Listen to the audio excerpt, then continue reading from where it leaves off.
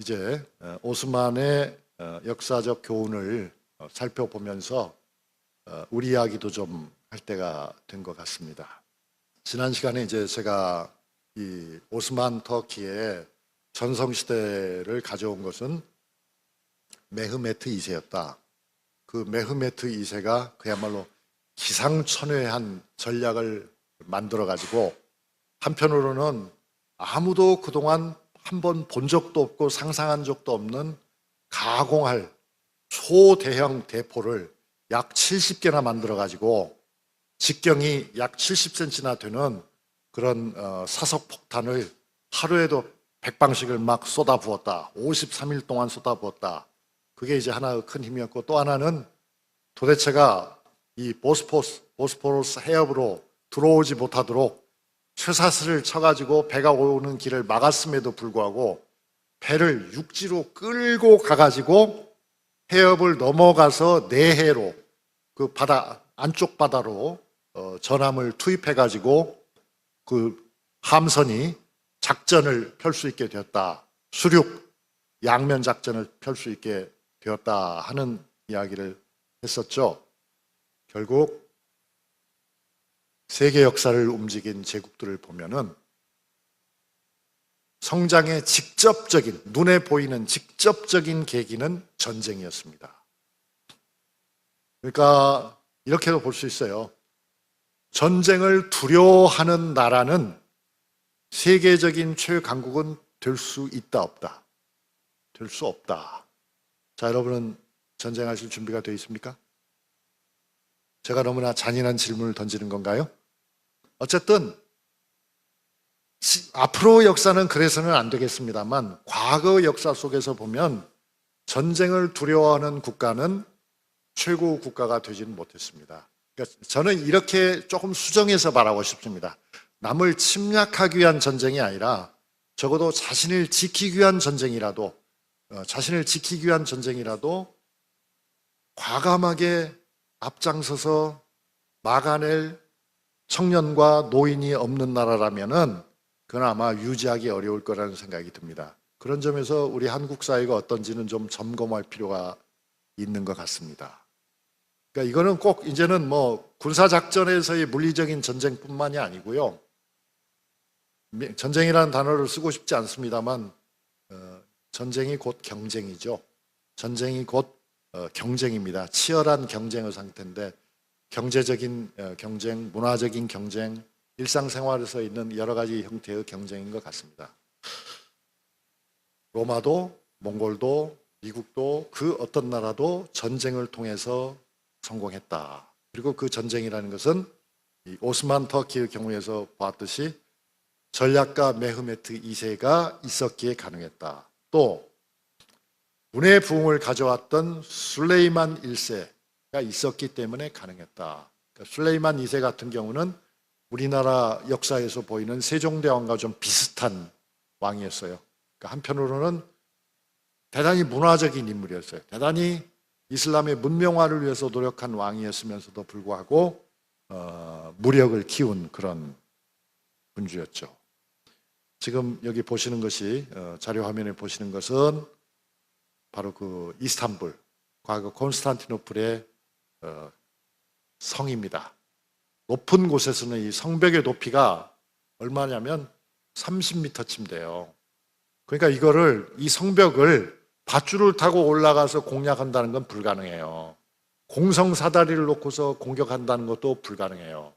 그러니까 사실상 유일한 방법이 뭐였겠어요? 대포였던 거죠. 그걸 메흐메트 2세는 상상을 한 거죠. 왜냐하면 당시의 대포로서는 이런 성을 뚫을 수가 없어요. 그러니까 초대형 대포를 만들어 가지고 이 성을 무너뜨릴 생각을 했던 것입니다. 그런데 이 오스만 제국이, 오스만 투르크가 무너지게 된 배경을, 몰락하게 된 배경을 자세히 들여다보면 거기에는 종교가 큰 역할을 했어요. 그러니까 이 오스만 제국은 제가 그걸 자세하게 설명할 겨를은 없었습니다만 오스만 제국이 성장하는 과정에서는 종교적이기도 했지만은 종교의 구애를 안 받았거든요. 그러니까 반드시 이슬람을 믿어야 한다고 강요하지 않았거든요. 또 반드시 이슬람의 원칙에 따라서 모든 문제를 처리하지도 않았거든요. 그런데 국가의 체제가 완비되어 가면 완비되어 갈수록 이슬람만을 절대시하는 경향이 나타났었어요. 그것은 아마 조선의 경우도 마찬가지일 것 같아요. 그러니까 세종대왕은 유교적 문명화를 추구했던 분이긴 하지만 세종대왕 당시에는 유교적 문명화가 그렇게 높은 수준으로 달성되지는 않았어요. 그러니까 유교화를 바라고는 있다고 하지만은 실용적인 문화가 주류가 되었던 것이에요. 그런데 세종대왕 이후에는 한국 사회가 어떻게 되죠? 조선 사회가 아주 유교 문명을 철저하게, 말하자면 우리가 발끝에서부터 머리끝까지 유교라고 하는 문명 속에 세례를 받는 것에 치중했거든요. 이슬람도 그랬던 거예요. 그래서 결국 이슬람화가 강해지면 강해질수록 실용적인 학문과 그 자체의 목적이 있었던 예술 자체를 중시하던 예술은 낙후돼요. 그리고 모든 것들은 종교를 위한 둘러리를 쓰게 되는 거예요. 그 다음에 전쟁으로 재미를 보니까 앞에 말씀드린 것처럼 전쟁을 일상화해버린다. 하루도 총성이 멎는 날이 없게 돼버려요. 그러면서 이제 사회는 혼란에 빠지고 지배층의 내분이 일어났던 거예요. 근데 결국 그런 지배층의 내분이나 정복욕도 문제가 되지만 그런 정복욕 또 내분의 과정에서도 보면은 뭐가 항상 결합이 돼 있었다. 이슬람이라고는 종교가 그 밑에 깔려 있었다. 그건 마치 우리에게도 조선시대 당쟁의 밑바닥에 깔려 있는 게 뭐예요? 유교적 논리가 깔려 있는 것이죠. 유교적 명분이 깔려 있는 것이죠. 그러니까 그런 것들을 너무 중시하게 되면은 결국은 사회는 경색될 수밖에 없어요. 그리고 그 유연성을 잃어버린 탄력성이 없는 사회는 결국은 오래 지탱하지 못하고 골병이 들기 마련이죠. 그에 비해서 유럽은 어떻게 됩니까? 유럽은 14세기부터 16세기의 이른바 르네상스 이후에 사실 유럽 사회, 제가 공부를 했을 때는 유럽 사회의 변화에서 르네상스가 중요하지만 정말 중요한 것은 따로 있었다고 저는 생각해요. 유럽의 역사에서 16세기에 엄청난 변화가 왔다. 그 엄청난 변화는 바로 종교개혁이었습니다. 종교개혁이 뭐가 그렇게 중요합니까? 종교개혁이 굉장히 중요합니다. 왜냐하면 종교개혁을 통해서 유럽 사회 전체를 지배하고 있던 하나의 종교가 천주교였잖아요. 지금 말로 하면 천주교가 어떻게 되는 거예요? 천주교가 깨지는 거죠. 천주교가 깨집니다. 그리고 이제 천주교 지역이 아닌 천주교와 대항해서 일어난 이른바 프로테스탄트, 대항했기 때문에 프로테스탄트라고 하잖아요. 그 개신교 지역에서는 천주교가 그동안 금지했던 것들이 다 허용이 되는 거예요. 천주교가 그동안 금지했던 것이 무엇입니까? 천주교 신앙에 입각해서 실험도 안 돼, 관찰도 안 돼, 주장도 안 돼 했던 것들이죠. 즉 탐구 자유가 허용이 되는 것이죠. 욕망의 노출이 허용이 되는 것이죠. 그것이 결국 유럽 사회를 바꿔버리는 겁니다. 그러니까 천주교가 곧 악의 집단은 물론 아니지만, 그런 것은 아니지만 천주교가 지배하던 중세 사회는 사실상은 정교일치의 사회에 가까웠던 거예요. 그런데 종교혁명이 일어남으로써 개인이 연구할 수 있는, 개인이 자신의 생각을, 자신의 해석을, 자신의 활동을 자유롭게 할 수 있는 분위기가 만들어진 거예요. 그게 결국은 유럽을 바꿔놨다.